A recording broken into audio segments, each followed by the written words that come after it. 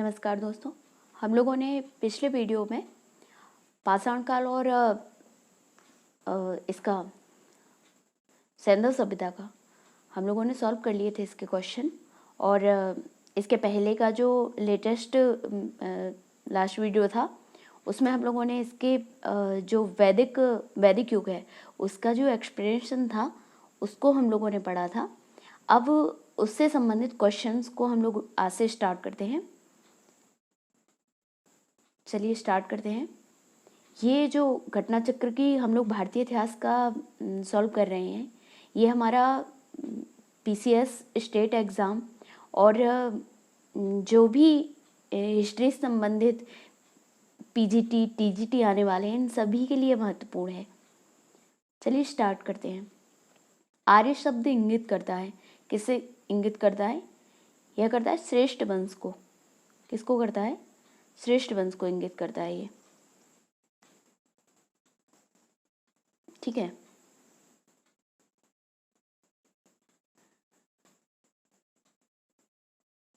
अगला है आर्य प्राचीन भारत यूरोपीय एवं प्राचीन ईरानी भाषा बोलने वाले के लिए प्रयुक्त शब्द है। वैदिक संस्कृति में आर्य शब्द श्रेष्ठ, शिष्ट अथवा सज्जन तथा नैतिक अर्थ में महाकुल, कुलीन, सभ्य, साधु आदि के लिए प्रयुक्त हुआ है। सारणाचार्य ने अपने ऋग्भाष्य में आर्य का अर्थ विज्ञ, यज्ञ का अनुष्ठाता, विद, श्रोता, आदरणीय, सर्वत्र गंतव्य, उत्तम, वर्ष, मनु, कर्मयुक्त और कर्मानुष्ठान से श्रेष्ठ आदि बताया है। अतः आर्य संस्कृत शब्द भाषा का शब्द है जिसका शाब्दिक अर्थ क्या होता है? श्रेष्ठ या कुलीन होता है। अगला है क्लासिकीय संस्कृति में आर्य शब्द का अर्थ क्या है? तो एक उत्तम व्यक्ति है। ठीक है, क्या है? एक उत्तम व्यक्ति आ जाएगा इसमें। ठीक है। क्लासिकीय संस्कृति में आर्य शब्द का अर्थ है एक उत्तम व्यक्ति। वैदिक साहित्य में कहीं भी आर्य का एक जाति अथवा विशेष भाषाभाषी के रूप में उल्लेख नहीं हुआ है। ये देखिए, ये चीज है कि जो आर्य है, आर्य शब्द का कहीं भी आर्य का एक जाति और विशेष भाषाभाषी के रूप में उल्लेख नहीं है वैदिक साहित्य में। ठीक है।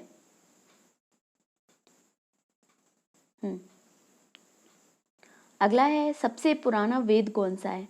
तो सबसे पुराना वेद कौन सा है? ऋग्वेद है। भारतीय साहित्य में वेद 4 हैं, ऋग्वेद, सामवेद, यजुर्वेद और अथर्ववेद। इसमें ऋग्वेद सर्वाधिक प्राचीन माना जाता है। त्रयी नाम क्या है? तो हम लोगों ने एक्सप्लेनेशन पढ़ा था ना कि अथर्ववेद को हटा के जो तीनों वेदों का, तो ऋग्वेद, यजुर्वेद और सामवेद। किस वैदिक ग्रंथ में वर्ण शब्द का सर्वप्रथम नामोल्लेख मिलता है? तो वर्ण शब्द का कहाँ पे मिलता है? ये मिलता है ऋग्वेद में। ऋग्वेद के 10वें सूक्त में मिलता है। ये पुरुष सूक्त जो है ऋग्वेद का, उसमें मिलता है। वर्ण शब्द का सर्वप्रथम उल्लेख ऋग्वेद में मिलता है। ऋग्वेद में वर्ण शब्द रंग के अर्थ में तथा कहीं कहीं व्यवसाय चयन के अर्थ में प्रयुक्त होता है। आर्यों को गौर वर्ण अथवा दासों को कृष्ण वर्ण का कहा गया है। ऋग्वेद में 10वें मंडल के पुरुष सूक्त में सर्वप्रथम शूद्र शब्द मिलता है। ठीक है, किस में मिलता है? 10वें मंडल के पुरुष सूक्त में। वर्ण व्यवस्था से संबंधित पुरुष सूक्त मूलतः पाया जाता है कब? ऋग्वेद के 10वें मंडल में। सुमेलित कीजिए अथर्ववेद, ऋग्वेद, यजुर्वेद और सामवेद। तो इसमें से सामवेद तो हो जाएगा। सामवेद में क्या हो जाएगा? सामवेद का हो जाएगा ये संगीत का, और बलिदान विधि औषधियों से संबंधित होगा हमारा अथर्ववेद होगा, और बलिदान विधि होना चाहिए यजुर्वेद में, और ऋग्वेद में होगा ईश्वर महिमा। देख लेते हैं। ए है इसका 3124। तो अथर्ववेद का है औषधियों से संबंधित, बिल्कुल। और ऋग्वेद है ईश्वरी महिमा, बिल्कुल। और यजुर्वेद है हमारा बलिदान विधि, और सामवेद में है संगीत। ठीक है, तो इसका क्या है? ए है। चलिए अगला एक्सप्लेनेशन पढ़ लेते हैं। अथर्ववेद औषधियों से संबंधित है। ऋग्वेद में ईश्वरी महिमा, देवताओं की स्थिति, यजुर्वेद में कर्मकांड, बलिदान विधि एवं सामवेद में संगीत का उल्लेख, विस्तृत उल्लेख है। मिलान करना है। फिर से वही है कि किस में क्या क्या है। हाँ, इसमें ऋग्वेद में क्या आ जाएगा, ऋग्वेद में आ जाएगा कर्मकांड। यजुर्वेद में क्या आ जाएगा, यजुर्वेद में आ जाएगा हमारी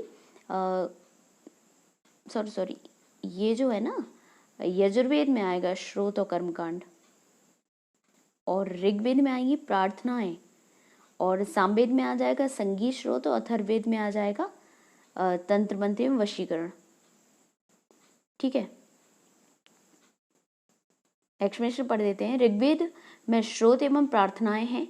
इसमें कुल 1028 सूक्त तथा 10,552 ऋचाएं एवं मंत्र या श्लोक हैं।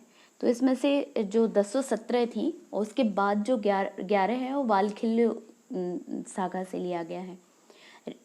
यजुर्वेद में श्रोत एवं कर्मकांड वर्णित हैं। सामवेद के पद गे रूप में, मतलब गाने वाला है पूरा, तो इसी सामवेद का ही है ना उद्गाता, जिनको उद्गाता पुरोहित गाता कहा जाता था। अथर्ववेद में कुल 20 अध्यायों एवं 730 सूक्तों में तंत्र मंत्र एवं वशीकरण के संदर्भ में साक्ष्य है। ये सबसे लास्ट में आया था अथर्ववेद। निम्नलिखित चारों वेदों में से किस में जादू माया एवं वशीकरण का वर्णन है, तो अथर्ववेद में है। वशीकरण, माया, तंत्र मंत्र, ये सब अथर्ववेद में आता है। ठीक है, ऋग्वेद में ऋचाएं हैं कितनी है, 1028। इसमें लेकिन दोनों दिया गया है, देखो इसमें 1028 भी दिया गया है और 1017 है। तो एक्चुअली वही चीज़ है कि पहले 1017 थी मैन में, फिर उसके बाद जो 11 हैं वाल्मीकि शाखा की ली गई हैं। ठीक है, प्रश्न की व्याख्या देखें तो इसमें यही 1028 सूक्त, तो यही आ जाएगा, 1028 मानेंगे इसमें। ऋग्वेद में ऋग्वेद है श्रोतों का संकलन, कथाओं का संकलन, तो श्रोतों का संकलन है। अगला है ऋग्वेद में, हाँ इसके जो ब्राह्मण है उनसे मिलान करना है कि किसका कौन ब्राह्मण है। तो ऋग्वेद का ब्राह्मण क्या है, ऋग्वेद का है, ऋग्वेद के हैं हमारे कौन से, ऐतरेय ब्राह्मण है। और सामवेद यजुर्वेद का क्या है, सतपथ है, और सामवेद का गौपथ होगा, अथर्ववेद का पंचविश हो जाएगा। ठीक है, चलिए आगे देखते हैं।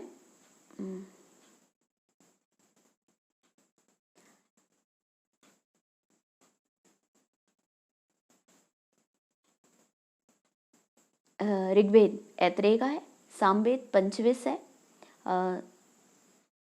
सामवेद का पंचविश है, और अथर्ववेद का गौपथ है। ठीक है, गौपथ किसका है, अथर्ववेद का है, और यजुर्वेद का क्या है, सतपथ। सतपथ ब्राह्मण यजुर्वेद है। इसी के दो हैं, शुक्ल यजुर्वेद और कृष्ण यजुर्वेद। ठीक है, इसके दो शाखाएं हैं इसकी, और ये ब्राह्मण है इसकी। अथर्ववेद का गौपथ है, यजुर्वेद का सतपथ है, सामवेद का पंचविश है, और ऋग्वेद के ऐतरेय है, और शायद कौस्तकी दो हैं इसकी।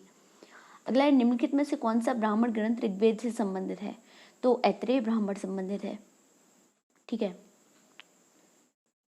ऐतरेय ब्राह्मण इससे संबंधित। ठीक है, ब्राह्मण ग्रंथ यज्ञों एवं उसके अनुष्ठान के विधि विधानों के संबंध में जानकारी। ऐतरेय ब्राह्मण और कौस्तकी ब्राह्मण ऋग्वेद से, पंचविश या तांड्य ब्राह्मण, देखिए यहाँ पे देख लेते हैं इसको जो मैं बता रही थी। ऐतरेय ब्राह्मण और कौस्तकी ब्राह्मण ऋग्वेद से, पंचविश या तांड ब्राह्मण तथा जैमिनीय ब्राह्मण जो होते हैं वो सामदेव से हैं। सतपथ ब्राह्मण यजुर्वेद से, जबकि गौपथ अथर्ववेद से संबद्ध है। गौपथ ब्राह्मण किससे है, अथर्ववेद से। ऋग्वेद का कौन सा मंडल पूर्णतः सोम को समर्पित है, तो सोम को समर्पित 7वां मंडल है, 9वां मंडल है, सॉरी 9वां मंडल है। ऋग्वेद में कुल 10 मंडल हैं। इसमें 9वें मंडल के सभी 114 सूक्त जो हैं स्वयं सोम देवता को समर्पित हैं। ऋग्वेद साहित्य का 9वां मंडल पूर्णतः किसको समर्पित है, तो सोम, और इसे पेय पर नामकृत देवता से संबंधित है। तो इसका क्या हो जाएगा, हमारा डी हो जाएगा।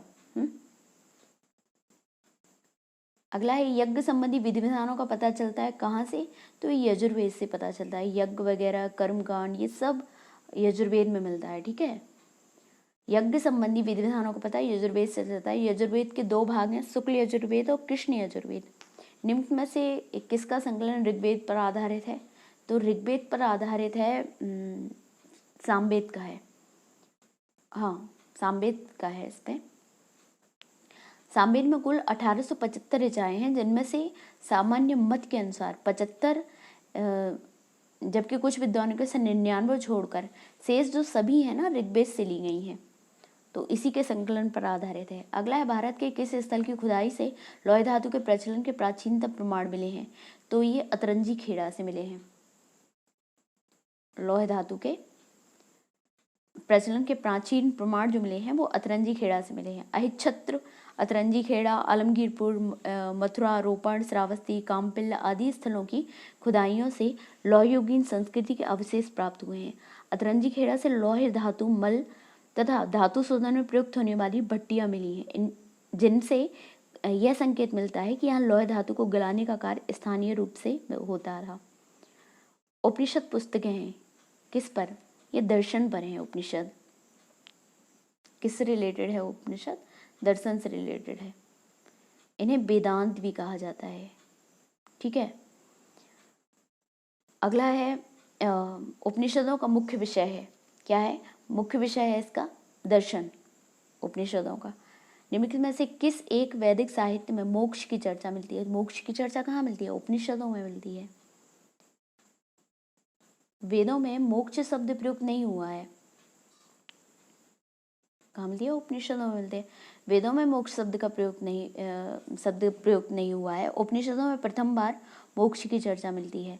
यह शब्द श्वेताश्वर उपनिषद में पहली बार आया था। मतलब मोक्ष शब्द का पहली बार वर्णन कब आया था? आता है तो ये कहाँ आया था? श्वेताश्वर उपनिषद में आया था सबसे पहले मोक्ष का। अध्यात्म ज्ञान के विषय में नचिकेता और यम का सम्मान किसमें? कठोपनिषद में मिलता है। यम और नचिकेता का, कठोपनिषद में यम और नचिकेता का संवाद उल्लिखित है, जिसमें आचार्य यम ने नचिकेता को उपदेश दिया है कि ना इस आत्मा का कभी जन्म होता है, ना इसकी कभी मृत्यु होती है, अजन्मा, नित्य और शाश्वत है। कठोपनिषद कृष्ण यजुर्वेद का उपनिषद है। कृष्ण यजुर्वेद किसकी वो है? यह शुक्ल यजुर्वेद और कृष्ण यजुर्वेद में से कृष्ण यजुर्वेद का है कठोपनिषद। नचिकेता आख्यान का उल्लेख मिलता कहाँ से? कठोपनिषद से। उपनिषद काल के राजा अश्वपति शासक थे कैकेयी के। अश्वपति कहाँ के शासक थे? कैकेयी के थे। उपनिषद में वर्णित राजाओं में विदेह के राजा जनक थे, पांचाल के राजा प्रबाहड़ जवाली थे, कैकेयी के राजा अश्वपति और काशी के राजा अजातशत्रु प्रमुख थे। निम्नलिखित में से वैदिक साहित्य का सही क्रम कौन सा है? सबसे पहले वैदिक संहिताएं आ जाएंगी, फिर ब्राह्मण आएगा, फिर अरण्यक आएगा, फिर उपनिषद आएगा सबसे लास्ट में, जिन्हें वेदांत कहा जाता है। ठीक है। आरंभिक वैदिक साहित्य में, एक मिनट लगा देते हैं, आप लोगों को थोड़ा वो रहेगा ना। हाँ ठीक है। आरंभिक वैदिक साहित्य में सर्वाधिक वर्णित नदी है, कौन सी नदी है? तो सिंधु नदी है सबसे अधिक बार। और जबकि सबसे पवित्र नदी का किसका बोला गया था? वो बोला गया था सरस्वती को, नदी तमाजे से बोलते थे। हाँ, सिंधु नदी का ऋग्वैदिक काल में सर्वाधिक महत्व था, इसी कारण इसका उल्लेख ऋग्वेद में सर्वाधिक हुआ है। सिंधु नदी को उसके आर्थिक महत्व के कारण क्या कहा जाता है? हिरण्य। हिरण्य से आपको समझ में आया, स्वर्ण से रिलेशन है, तो इसीलिए आर्थिक। वैदिक नदी अस्किनी की पहचान निम्नांकित नदियों में से किस एक के साथ की जाती है? अस्किनी। अस्किनी किसको कहेंगे? चेनाव को कहेंगे। वैदिक नदी अस्किनी की पहचान चेनाव नदी से की गई है, अतः विकल्प सी उत्तर सही है। ऋग्वेद में निम्नांकित किन नदियों का उल्लेख अफगानिस्तान के साथ आर्यों के संबंध का सूचक है? तो कुभा और कुर्मु, जो आजकल काबुल कहा जाता है ना, उसे कुभा, और कुर्रुम जो है उसको कुमी, और इसके बाद सुबास्तु और गोमल, ये दो अलग थे। ठीक है, जिन्हें स्वात नदियाँ और गोमल को गोमती कहा जाता था। इन नदियों का उल्लेख से स्पष्ट है कि आर्यों का अफगानिस्तान के साथ गहन संबंध था। ठीक है। वैदिक नदी कुभा का स्थान कहाँ निर्धारित होना चाहिए? अफगानिस्तान में। वैदिक नदियाँ आधुनिक नाम दिए गए हैं, तो मिलान कर लेंगे आप लोग। ठीक है, देखते हैं। कुभा क्या होगा? काबुल होगा। पुरुषनी कौन सी नदी है? रावी है, यहीं दसराग युद्ध हुआ था, सॉरी। और सदानीरा, सदानीरा कौन सी है? यह गंडक। और सतोदरी किसको कहते हैं? सतलज को। चलिए ये तो हो गया। निम्नलिखित में से कौन सी प्रथा चतुष्टय वेदोत्तर काल में प्रचलित हुई? तो कौन सी प्रथा चतुष्टय वेदोत्तर काल में? धर्म अर्थ काम मोक्ष, ठीक है। और साथ में क्या हुआ था? जो आश्रम है, चारों आश्रम, उनका भी उल्लेख हुआ था। ये जवालोपनिषद में हुआ था शायद पहली बार। चारों पुरुषार्थ धर्म अर्थ काम मोक्ष की अवधारणा वैदिक काल में नहीं थी। सबसे पहले वैदिक काल में नहीं थी ये चारों पुरुषार्थ की। मोक्ष की अवधारणा पहली बार उपनिषद में आई। कौन सी उपनिषद में आई थी मोक्ष की अवधारणा? ये श्वेताश्वर में आई थी ना। और उसके क्या नाम, जो उसी प्रकार आश्रम व्यवस्था जो है ना, ब्रह्मचर्य, गृहस्थ, वानप्रस्थ, संन्यास का प्रचलन भी वेदोत्तर काल में हुआ था। आश्रम शब्द की उत्पत्ति श्रम धातु से हुई है। श्रम धातु से हुई है। किससे? श्रम धातु से। धर्म और रीत भारत की प्राचीन वैदिक सभ्यता के एक केंद्रित विचार को चित्रित करते हैं। इस संदर्भ में निम्नलिखित कथनों पर विचार कीजिए। धर्म व्यक्ति के दायित्वों एवं स्वयं तथा दूसरों के प्रति व्यक्तिगत कर्तव्यों की संकल्पना है। के प्रति व्यक्तिगत, बिल्कुल सही है। रीत मूलभूत नैतिक विधान है जो सृष्टि और उसमें अंतर्निहित सारे तत्वों के क्रियाकलापों को संचालित करता है। ये भी सही है। ऋत के देवता को किसे कहा जाता था? ये शायद वरुण है ना? कौन है? प्रश्नगत दोनों कथन भारत की प्राचीन वैदिक सभ्यता के संदर्भ में सही है था। सी सही का वरुण देवता को वैदिक सभ्यता में नैतिक व्यवस्था का प्रधान माना जाता था। इन्हें क्या कहा जाता था? नैतिक व्यवस्था का प्रधान। और ऋत देवता का प्रधान भी, इसीलिए इन्हें क्या बोलता है? ऋतस्य गोपा भी कहा जाता था। भारतीय संस्कृति के अंदर ऋत का अर्थ क्या है? ऋत का अर्थ है प्राकृतिक नियम। ऋग्वेद में हमें धर्म के अतिरिक्त दूसरा शब्द ऋत मिलता है। तो ऋग्वेद में क्या चीज़ मिलती है? एक तो हमें धर्म मिलता है कि क्या कर्तव्य होते हैं ये सब, और दूसरा क्या होता है? ऋत। सभी देवताओं का संबंध ऋत, विश्व की नैतिक और भौतिक व्यवस्था से माना गया है। ऋग्वेद में इसका वर्णन है। सृष्टि के आदि में सर्वप्रथम ऋत की उत्पत्ति हुई थी। ऋत के द्वारा विश्व में सुव्यवस्था एवं प्रतिष्ठा स्थापित होती है। यह विश्व की व्यवस्था का नियामक है। देखिए, मतलब विश्व की व्यवस्था का नियामक कौन है? ये है ऋतस्य गोपा, ऋत। निम्नलिखित वैदिक देवताओं में से किसे उसका पुरोहित माना जाता था? तो वैदिक देवताओं में बृहस्पति को माना गया है। ये भू देवता में आते हैं ना उस टाइम के ऋग्वेद के। पृथ्वी, बृहस्पति जी को वैदिक देवताओं का पुरोहित माना जाता था। इनमें में से कौन सी वह ब्रह्मवादिनी थी जिसने कुछ वेद मंत्रों की रचना की थी? तो लोपामुद्रा थी, इन्होंने किया था। वैदिक साहित्य में ऐसी कई विदुषी स्त्रियों का उल्लेख मिलता है जिन्होंने वेद मंत्रों की रचना की थी। यथा अपाला, घोषा, विश्ववारा, लोपामुद्रा। और जो लोपामुद्रा थी ना, वो अगस्त्य ऋषि की पत्नी थी। ऋग्वैदिक काल में निष्क शब्द का प्रयोग एक आभूषण के लिए किया होता था, किंतु परिवर्ती काल में इसका प्रयोग किस अर्थ में होने लगा? निष्क का। निष्क का एक सिक्का होता था। निष्क जो 4 प्रकार थे ना, उनमें से एक निष्क था। वैदिक काल में सोने के हार को निष्क कहा जाता। निष्क के प्रयोग से आने वाले सिक्कों के व्यवहार के मार्ग को प्रशस्त कर दिया। ऋग्वैदिक काल में निष्क के संग का आभूषण था, गले का था। ऋग्वैदिक काल में निष्क गले में पहना जाने वाला एक प्रकार का आहार था। साथ ही निष्क वैदिक काल में विनिमय का एक माध्यम भी था। प्राचीन भारत में निशाका जाने जाते थे। निशाका क्या होते थे? स्वर्ण आभूषण होते थे। निष्क, निशाका, ओके। बौद्ध जातक में 3 प्रकार के स्वर्ण सिक्कों का उल्लेख मिलता है। प्रथम क्रम में निशाका या निष्क, दूसरे क्रम में सुवर्ण, और तीसरे क्रम में क्या था? मसाका। निशाका, मसाका और सुवर्ण। मसाका मूल्य की दृष्टि से सबसे निम्न और निशाका क्या होती थी? उच्च मूल्य वाली मुद्रा थी। बुगाज कोई महत्वपूर्ण है क्योंकि यह मध्य एशिया एवं तिब्बत के मध्य एक महत्वपूर्ण व्यापारिक केंद्र था। यहाँ से प्राप्त अभिलेखों में वैदिक देवताओं एवं देवियों का नाम उल्लेख प्राप्त होता है। बिल्कुल मिलता है।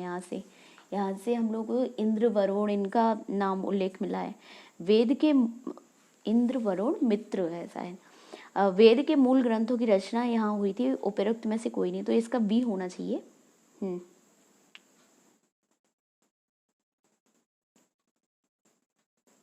अभिलेख है ये।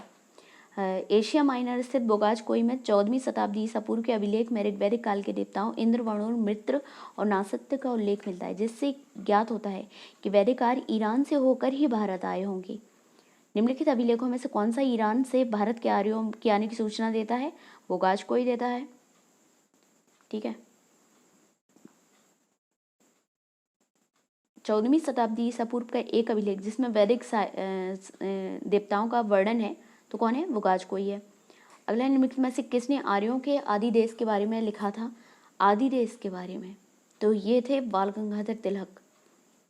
बाल गंगाधर तिलक ने आर्यों को आदि देश के बारे में लिखा था। तिलक ने यह मत व्यक्त किया था कि आर्यों का देश उत्तरी ध्रुव था, किंतु तिलक का यह मत इतिहासकारों में मान्य नहीं है। क्या बोला था इन्होंने? इन्होंने बोला था उत्तरी ध्रुव से आए हुए हैं ये आर्य। जिस ग्रंथ में पुरुष मेद का उल्लेख हुआ है वह है, तो देख लेते हैं इसका। पुरुष मेद एक प्रमुख यज्ञ है। यह शुक्ल यजुर्वेद के 3रे अध्याय, कृष्ण यजुर्वेद, शुक्ल यजुर्वेद के शतपथ ब्राह्मण और कृष्ण यजुर्वेद के तैत्तिरीय ब्राह्मण में वर्णित है। तो देखिए इसमें दोनों ऑप्शन दिया गया, कृष्ण यजुर्वेद भी दिया गया, शुक्ल यजुर्वेद, इसलिए थोड़ा सा कन्फ्यूजन है। तो पुरुष मेद किस में आ जाएगा? कृष्ण यजुर्वेद और शुक्ल यजुर्वेद दोनों में आ जाएगा। और कृष्ण यजुर्वेद के तैत्तिरीय ब्राह्मण में वर्णित है, तो अगर एक वो आया तो हम लोग कृष्ण यजुर्वेद भी लगा सकते हैं। अतः प्रश्न में दिए गए विकल्पों में तीनों मौजूद होने के कारण, मतलब शतपथ ब्राह्मण भी मौजूद है इसमें, तो कोई उत्तर नहीं दिया जा सकता। यद्यपि अनेक इतिहासकारों ने केवल शतपथ ब्राह्मण की चर्चा करते समय उसमें पुरुषमेध यज्ञ की चर्चा करते हैं। अगला है, शतपथ ब्राह्मण निम्नलिखित राजा विदेह माधव से संबंधित ऋषि थे। विदेह माधव से कौन थे? ऋषि गौतम राहुगढ़ थे।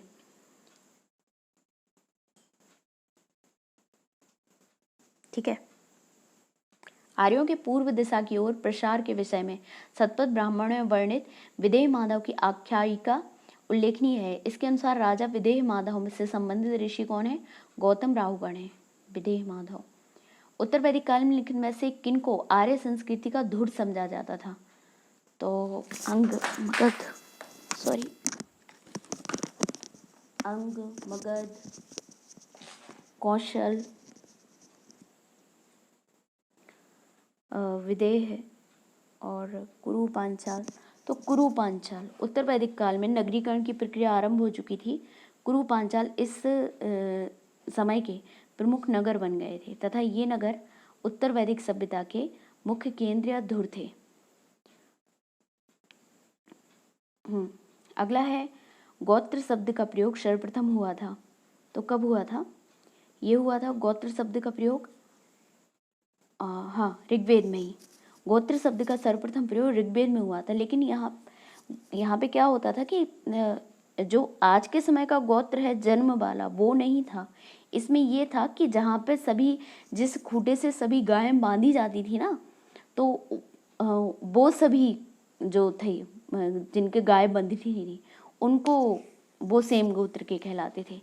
गोत्र शब्द का सर्वप्रथम उल्लेख ऋग्वेद में हुआ है। गोत्र शब्द का मूल अर्थ है गोष्ठ अथवा वह स्थान जहाँ समूचे कुल का गोधन पाला जाता था। ठीक है।